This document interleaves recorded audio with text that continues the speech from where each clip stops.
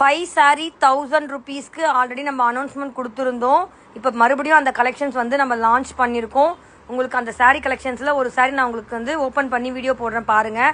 இது பல்லு வந்துடும் கலம்கரி பிரிண்டில் ரொம்பவே அழகாக இருக்கக்கூடிய ஆஃப் ஒயிட் கலரில். ப்ளவுஸ் பாருங்கள் வித் ப்ளவுஸோட பூனம் saree ஜஸ்ட்டு 5 saree 1000 rupeesக்கு கொடுக்குறோம்.